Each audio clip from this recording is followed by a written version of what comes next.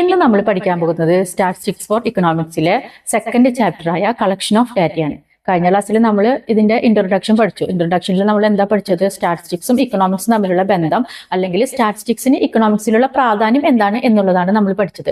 ഇന്ന് നമ്മൾ അതിനോടനുബന്ധമായിട്ട് പഠിക്കുന്നത് ഡാറ്റ എവിടുന്ന് നമ്മൾ കളക്ട് ചെയ്യുന്നു, അല്ലെങ്കിൽ ഡാറ്റയുടെ സോഴ്സ്, ഉറവിടം എന്താണ് എന്നുള്ളതാണ് നമ്മൾ പഠിക്കാൻ പോകുന്നത്.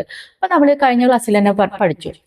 ഡാറ്റ എന്ന് പറഞ്ഞാൽ ക്വാണ്ടിറ്റേറ്റീവ് ഡാറ്റയുണ്ട്, ക്വാളിറ്റേറ്റീവ് ഡാറ്റയുണ്ട് എന്ന് നമ്മൾ പഠിച്ചു. എന്താണ് ക്വാണ്ടിറ്റേറ്റീവ് ഡാറ്റ? ക്വാണ്ടിറ്റേറ്റീവ് എന്ന് പറഞ്ഞാൽ നമ്മൾ പേര് സൂചിപ്പിക്കുന്നത് പോലെ തന്നെ മാറിക്കൊണ്ടിരിക്കും. വർഷം തോറും നമ്മൾ ഡാറ്റ മാറിക്കൊണ്ടിരിക്കും. അതാണ് നമ്മൾ ക്വാണ്ടിറ്റേറ്റീവ് ഡാറ്റ. അതുകൊണ്ട് തന്നെ ഈ ഡാറ്റ വേരിയബിൾ ആണ്. കാൽക്കുലേറ്റ് ചെയ്യുമ്പോൾ നമ്മൾ ഈ ഡാറ്റയ്ക്ക് നമ്മൾ XYZ എന്നുള്ള ചരങ്ങളാണ് നമ്മൾ ഉപയോഗപ്പെടുത്തുന്നത്. അതായത് ഇപ്പൊ നമ്മൾ ഒരു എക്സാമ്പിൾ പറയുകയാണെങ്കിൽ 1970 മുതൽ 2017 വരെയുള്ള ഭക്ഷ്യധാന്യോൽപാദനം കണക്കാക്കാന്ന് വിചാരിക്കാം. അപ്പൊ ഇന്ത്യയുടെ ഇത്തരം ഭക്ഷ്യധാന്യോൽപാദനം കണക്കാക്കുമ്പോൾ നമ്മൾ ഈ വർഷങ്ങൾ നമ്മൾ എന്താക്കും? 2017 വരെയുള്ള വർഷങ്ങൾ, 1970 മുതൽ 2017 വരെയുള്ള വർഷങ്ങൾ നമ്മൾ എക്സിന്റെ സ്ഥാനത്തും നമ്മൾ വൈയുടെ സ്ഥാനത്ത് ഇന്ത്യയുടെ ഓരോ വർഷത്തിലും വരുന്ന ഭക്ഷ്യധാന്യോൽപാദനവും രേഖപ്പെടുത്തും. അങ്ങനെയാണ് നമ്മൾ ഈ ഡാറ്റ കണക്കാക്കുന്ന സമയത്ത് നമ്മൾ ചെയ്യുന്നത്. അപ്പൊ നമുക്ക് ഈ ഗ്രാഫ് നോക്കിയാൽ നമുക്ക് മനസ്സിലാക്കാൻ പറ്റും. അപ്പൊ നമുക്കറിയാം, ഈ ഇന്ത്യയുടെ മൊത്തം ഭക്ഷ്യധാന്യോൽപാദനത്തിലുള്ള ഓരോ വർഷവും വരുന്ന ഏറ്റക്കുറച്ചിലുകൾ മനസ്സിലാക്കണമെങ്കിൽ നമ്മൾ ഓരോ വർഷവും ഉൽപ്പാദിപ്പിക്കുന്ന ഡാറ്റ കളക്ട് ചെയ്യേണ്ടത് ആവശ്യമുണ്ട്. അതേപോലെ തന്നെ ഈ ഡാറ്റയുടെ സോഴ്സ് എവിടെ നിന്നാണെന്ന് നമ്മൾ കഴിഞ്ഞ ക്ലാസ്സിൽ പഠിച്ചു. അതായത് പ്രൈമറി ഡാറ്റ ഉണ്ട്, സെക്കൻഡറി ഡാറ്റ ഉണ്ട്. പ്രൈമറി ഡാറ്റയിൽ എന്താണ് വരുന്നത്? പ്രൈമറി ഡാറ്റയിൽ വരുന്നതാണ് ക്വസ്റ്റിനെയർ, ഇന്റർവ്യൂ അല്ലെങ്കിൽ സർവേ. ഇതാണ് നമ്മൾ പ്രൈമറി ഡാറ്റയിൽ വരുന്നത്. ഇനി സെക്കൻഡറി ഡാറ്റയിൽ വരുന്നത് എന്താണ്? ഡാറ്റ നമ്മൾ കളക്ട് ചെയ്യുന്നത് പല പബ്ലിക്കേഷൻസിൽ നിന്നാണ്. അതായത് വെബ്സൈറ്റ്, അല്ലെങ്കിൽ RBI റിപ്പോർട്ട്, സെൻസസ്, ഇവിടങ്ങളിൽ നിന്നും നമ്മൾ ഡാറ്റ എടുക്കുന്ന രീതിയാണ് സെക്കൻഡറി ഡാറ്റ സോഴ്സിൽ വരുന്നത്. ഇനി നമുക്ക് പഠിക്കാൻ പോകുന്നത് how do we collect data, എങ്ങനെയാണ് നമ്മൾ ഡാറ്റ കളക്ട് ചെയ്യുന്നത് എന്നുള്ളതാണ്. ഡാറ്റ എങ്ങനെയാണ് നമ്മൾ കളക്ട് ചെയ്യുന്നത്? ഇപ്പൊ നമ്മൾ വ്യക്തികളിൽ നിന്നും ഒരു വിവരങ്ങൾ ശേഖരിക്കാനാണെങ്കിൽ നമ്മൾ സർവേ നടത്തുന്നു. ഇപ്പൊ നമ്മൾ ഇതിനൊരു എക്സാമ്പിൾ പറയുകയാണെങ്കിൽ നമ്മൾ ഇലക്ഷൻ സമയമാണെന്ന് വിചാരിക്കാം. അപ്പൊ നമ്മൾ സ്ഥാനാർത്ഥികളുടെ സ്വീകാര്യത അല്ലെങ്കിൽ ആത്മാർത്ഥത, അവരുടെ ജനകീയത അളക്കുന്നതിന് വേണ്ടിയിട്ട് ജനങ്ങൾക്കിടയിൽ ഒരു സർവേ നടത്തും. എന്നിട്ട് നമ്മൾ അങ്ങനെ ഒരു ഡാറ്റ കളക്ട് ചെയ്യും. അതല്ലെങ്കിൽ നമ്മളൊരു ഉൽപ്പന്നത്തിന്റെ ഗുണനിലവാരം അറിയാൻ വേണ്ടിയിട്ട് നമ്മൾക്ക് ജനങ്ങൾക്കിടയിൽ അവയുടെ വില, ഉപയുക്തത, ആവശ്യം, ഇതിനെ കുറിച്ചിട്ട് നമ്മളൊരു സർവേ നടത്തും. അങ്ങനെയാണ് നമ്മൾ ഡാറ്റ കളക്ട് ചെയ്യുന്നത്. ഇങ്ങനെ നമ്മൾ ഡാറ്റ കളക്ട് ചെയ്യുന്നതിനുള്ള ഇൻസ്ട്രുമെന്റ്സ് ആണ് സാധാരണ ഇന്റർവ്യൂ, ക്വസ്റ്റിനെയർ എന്നിവ. പക്ഷേ ഈ ക്വസ്റ്റ്യൻ തയ്യാറാക്കുന്ന സമയത്ത് നമ്മൾ കുറച്ച് കാര്യങ്ങൾ ശ്രദ്ധിക്കണം. ഒന്നാമത്തേതായിട്ട് ക്വസ്റ്റ്യൻ ഒരിക്കലും ദൈർഘ്യമുള്ളതാവരുത്. അതേപോലെ തന്നെ ക്വസ്റ്റ്യന് സ്പഷ്ടമായിരിക്കണം, കൃത്യതയുള്ളതായിരിക്കണം. അതേപോലെ തന്നെ നെഗറ്റീവ് പദങ്ങൾ വരുന്ന ചോദ്യങ്ങളോ നെഗറ്റീവ് പദങ്ങൾ കൊണ്ട് തുടങ്ങുന്ന ക്വസ്റ്റ്യൻസോ ഒഴിവാക്കണം. അല്ലെങ്കിൽ ഇത് പക്ഷപാതപരമായ പ്രതികരണങ്ങളൊക്കെ ഉണ്ടാക്കും. അതേപോലെ തന്നെ ഉത്തരത്തിലേക്ക് നേരിട്ട് നയിക്കുന്നതോ അല്ലെങ്കിൽ ഉത്തരത്തിന്റെ സൂചന നൽകുന്നതോ ആയ ചോദ്യങ്ങൾ നമ്മൾ ഒഴിവാക്കണം. അതേപോലെ തന്നെ പൊതുവായ ചോദ്യത്തിൽ നിന്നും തുടങ്ങിയിട്ട് സവിശേഷമായ ചോദ്യത്തിലേക്ക് നീങ്ങുന്ന രീതിയിലായിരിക്കണം ചോദ്യങ്ങൾ തിരഞ്ഞെടുക്കേണ്ടത്. ചോദ്യാവലിയിൽ ചിലപ്പോൾ അറ്റം അടഞ്ഞതോ അല്ലെങ്കിൽ അറ്റം തുറന്നതോ ആയ ചോദ്യങ്ങൾ ഉണ്ടായിരിക്കും. ഇപ്പൊ അറ്റം തുറന്നതോ ചോദ്യങ്ങൾ എന്ന് പറയുമ്പോൾ നിങ്ങൾക്ക് കൺഫ്യൂഷൻ വേണ്ട. അറ്റം തുറന്ന ചോദ്യങ്ങൾ എന്ന് പറയുമ്പോൾ ഇപ്പൊ നമ്മൾ ഒരു ചോദ്യം ചോദിക്കുകയാണ്, അത് ഇങ്ങനെയാണെന്ന് വിചാരിക്കാം: കോളേജ് വിദ്യാഭ്യാസത്തിന് ശേഷം നിങ്ങൾ എന്ത് ചെയ്യുന്നു എന്നൊരു സർവേ നടത്താൻ വേണ്ടിയിട്ട് നമ്മളൊരു ചോദ്യം തയ്യാറാക്കുകയാണെങ്കിൽ അത് അറ്റം തുറന്ന ചോദ്യങ്ങൾക്ക് ഉദാഹരണമാണ്. കാരണം അതിന് നമ്മൾക്ക് ഒരുപാട് ഓപ്ഷൻസ് ഉണ്ടായിരിക്കും. ഉത്തരം തിരഞ്ഞെടുക്കുന്ന സമയത്ത് ഒരുപാട് ഓപ്ഷൻസ് പറയാനുണ്ടായിരിക്കും. പക്ഷെ അറ്റം അടഞ്ഞ ചോദ്യങ്ങൾക്ക് എന്താണ്?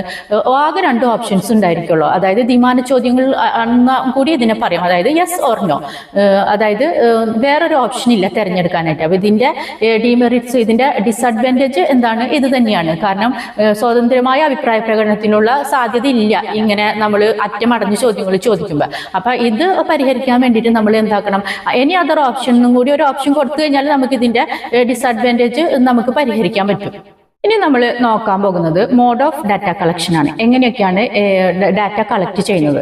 ഒന്ന്, വ്യക്തിഗത ഇന്റർവ്യൂ അല്ലെങ്കിൽ വ്യക്തിഗത അഭിമുഖം. രണ്ടാമത്തതാണ് തപാൽ മാർഗമുള്ള ചോദ്യാവലി തയ്യാറാക്കി അയക്കൽ. രണ്ടാമത്തതാണ് ടെലിഫോൺ ഇന്റർവ്യൂ. ഇനി നമുക്ക് വ്യക്തിഗത ഇന്റർവ്യൂ എന്താണെന്ന് നോക്കാം. അതായത് ചോദ്യം ചോദിക്കുന്ന ആള് ഉത്തരം നൽകുന്ന ആളിനെ നേരിട്ട് സമീപിച്ച്, അതായത് അന്വേഷകൻ വിവരദാതാവിനെ നേരിട്ട് സമീപിച്ച് വിവരം ശേഖരിക്കുന്ന രീതിയാണ് വ്യക്തിഗത ഇന്റർവ്യൂ.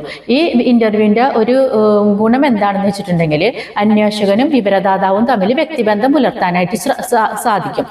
പക്ഷെ ഇതിനൊരു ഡിമെറിറ്റ്സ് ഉള്ളത് എന്താണെന്ന് വെച്ചിട്ടുണ്ടെങ്കിൽ നേരിട്ട് പോയിട്ട് ഡാറ്റ കളക്ട് ചെയ്യാൻ സാധിക്കുന്ന ഇടങ്ങളിൽ മാത്രം ഇത് ഈ വഴിക്ക് നമുക്ക് വിവരങ്ങൾ ശേഖരിക്കാൻ പറ്റുള്ളൂ എന്നുള്ളതാണ് ഇതിന്റെ ഒരു ഡീമെറിറ്റ്സ് ഉള്ളത്. പക്ഷെ ഇതിന് മറ്റുള്ള അതേപോലെ തന്നെ ഇത് ചെലവ് കൂടിയതാണ്, പിന്നെ ഇതിന് സമയം കുറെ ആവശ്യമുണ്ട്. അപ്പൊ ഇങ്ങനെയൊക്കെയുള്ള ഡീമെറിറ്റ്സ് ഉണ്ട്. പക്ഷെ ഇതിന് അതേപോലെ തന്നെ മെറിറ്റ്സും ഉണ്ട്. മെറിറ്റ്സ് ഉള്ളത് എന്താ വെച്ചിട്ടുണ്ടെങ്കിൽ, ഒന്നാമത് നമ്മളിപ്പോ ഈ കൺഫ്യൂഷൻ ഒഴിവാക്കാൻ സാധിക്കും. അതായത് ചോദ്യങ്ങൾ ചോദിക്കുമ്പോൾ അതിലുള്ള സംശയങ്ങൾ ദൂരീകരിക്കാനായിട്ട് അന്വേഷകനും അതേപോലെ തന്നെ ഈ സർവേയുടെ ഉദ്ദേശം എന്താണെന്ന് വ്യക്തമാക്കാനായിട്ട്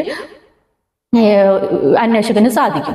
അതേപോലെ തന്നെ പ്രധാനപ്പെട്ട ചോദ്യങ്ങൾ ചോദിക്കുന്ന സമയത്ത് ഈ ചോദ്യത്തിന്റെ പ്രാധാന്യം എന്താണെന്നുള്ളത് അന്വേഷകന് വിവരദാതാവിനെ ബോധ്യപ്പെടുത്താനായിട്ട് സാധിക്കും. അതേപോലെ ഈ അന്വേഷകന് പല സംശയങ്ങളും ഉണ്ടായിരിക്കും. അപ്പൊ ഈ സംശയങ്ങൾ ദൂരീകരിക്കാനും നേരിട്ട് വിവരങ്ങൾ ശേഖരിക്കുന്ന സമയത്ത് ഈ സംശയങ്ങൾ ദൂരീകരിക്കാൻ പറ്റും എന്നുള്ളതാണ് ഇതിന്റെ ഒരു ഗുണമുള്ളത്.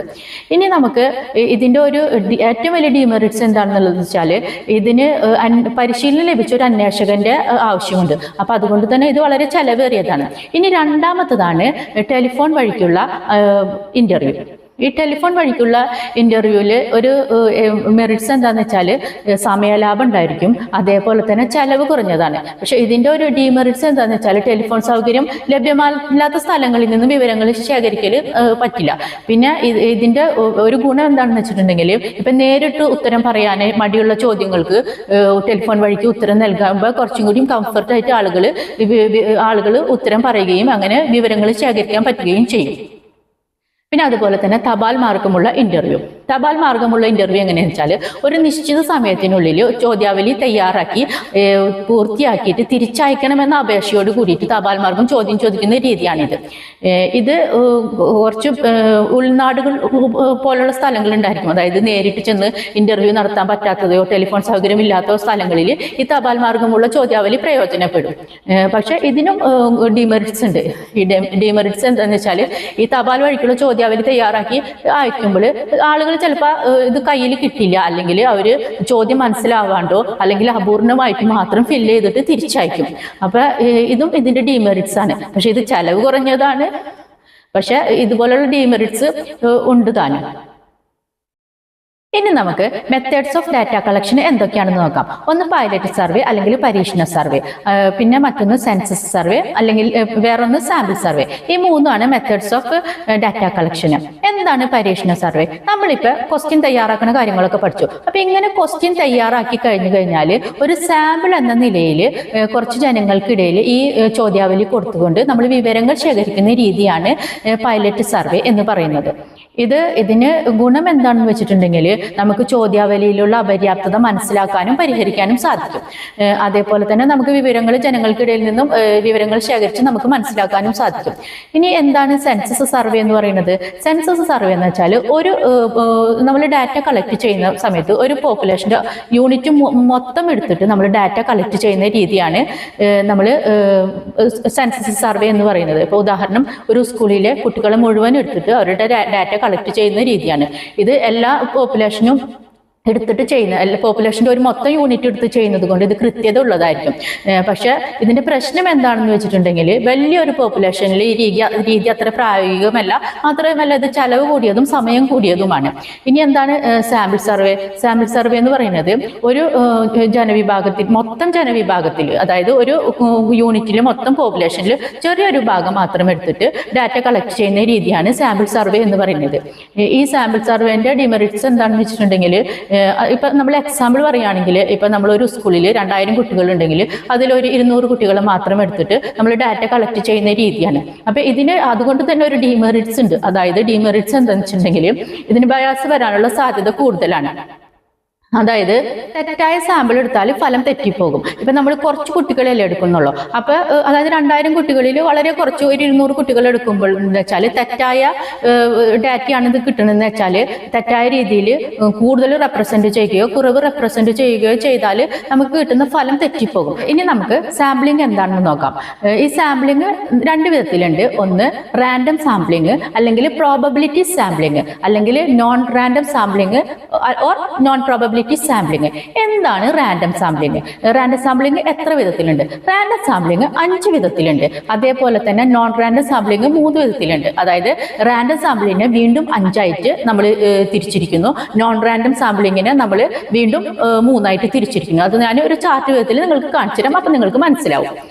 അതായത് റാൻഡം സാമ്പിളിംഗിൽ വരുന്നതാണ് ഒന്ന് ലോട്ടറി മെത്തേഡ്, രണ്ടാമത്തത് റാൻഡം നമ്പർ ജനറേറ്റർ, അതായത് കമ്പ്യൂട്ടർ അല്ലെങ്കിൽ റാൻഡം ടേബിൾ ഉപയോഗിച്ചിട്ട് റാൻഡം ആയിട്ട് നമ്പർ സെലക്ട് ചെയ്യുന്നു. മൂന്നാമത്തത് സ്ട്രാറ്റിഫൈഡ് സാമ്പിളിംഗ്, അടുത്തത് സിസ്റ്റമാറ്റിക് സാമ്പിളിംഗ്, അടുത്തത് ക്ലസ്റ്റർ സാമ്പിളിംഗ്.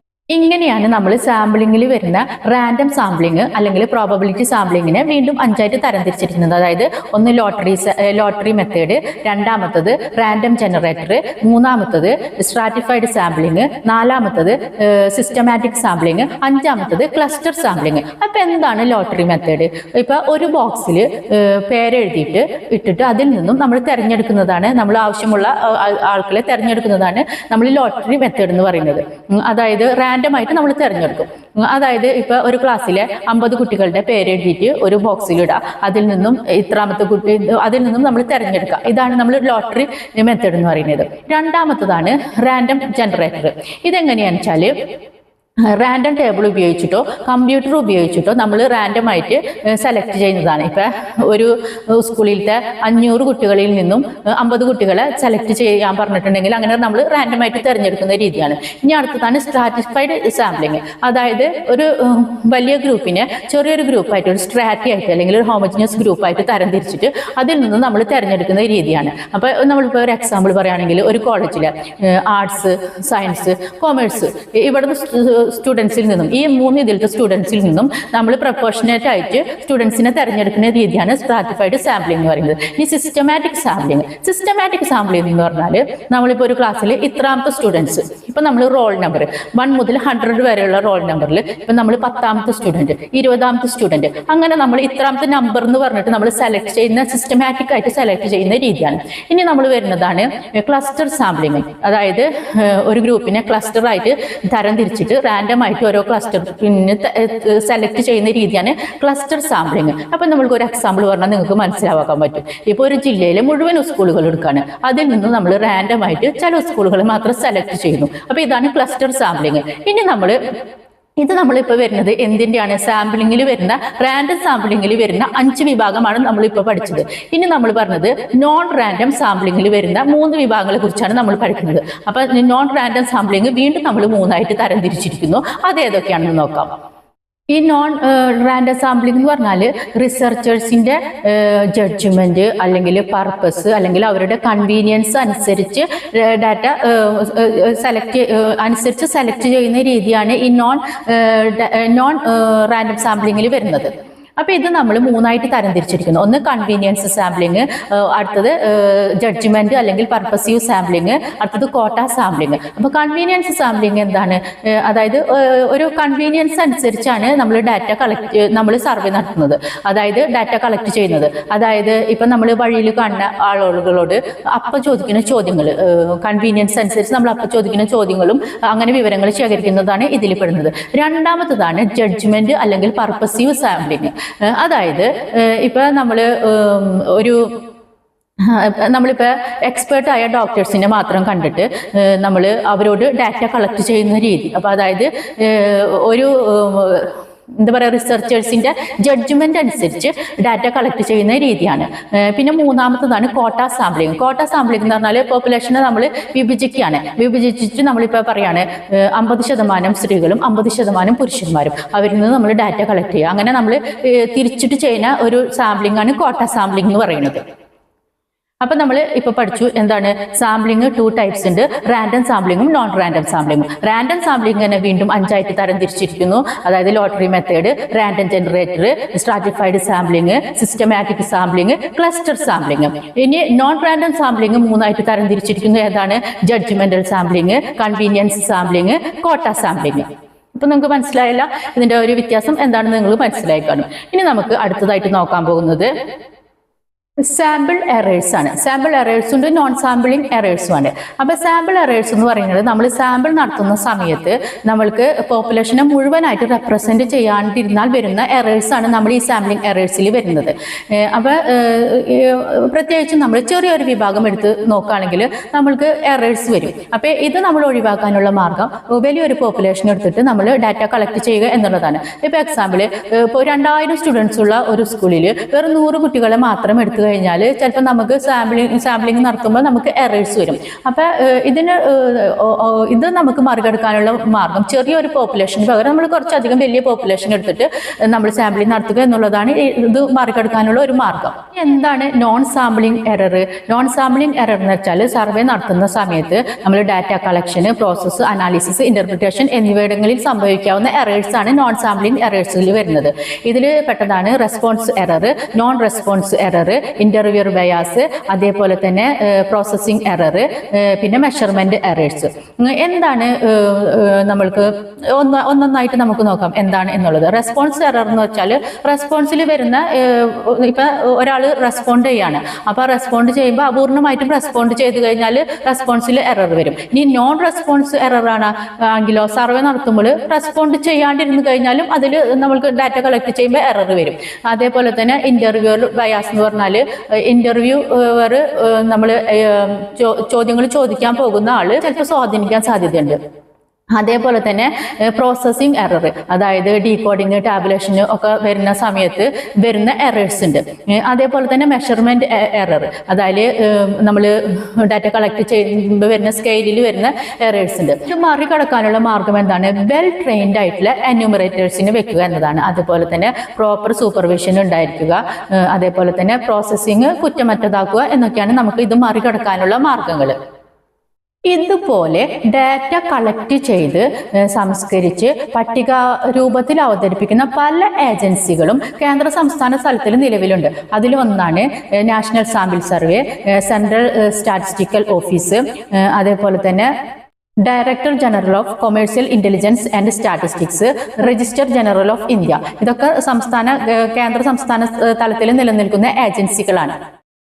ഇങ്ങനെ ഏതൊരു വിഷയത്തെ പറ്റിയും ശരിയായ നിഗമനത്തിൽ എത്തിച്ചേർന്ന് ആ വിഷയത്തെക്കുറിച്ച് പഠിച്ച് അനലൈസ് ചെയ്ത് ആ വിഷയം എന്തെന്ന് മനസ്സിലാക്കി പ്രശ്നപരിഹാരം കാണാനും ഭാവിയിൽ ഉള്ള പ്രശ്നങ്ങൾ സോൾവ് ചെയ്യാനും വേണ്ടിയിട്ട് നമുക്ക് സ്റ്റാറ്റിസ്റ്റിക്സ് ഇക്കണോമിക്സിൽ ഉപയോഗപ്പെടുത്തുന്നു. ഇനി നമുക്ക് ഇതിന്റെ ക്വസ്റ്റ്യൻ ആൻസർ അടുത്ത ക്ലാസ്സിൽ നമുക്ക് ഇതിന്റെ ക്വസ്റ്റ്യൻ ആൻസർ നോക്കാം.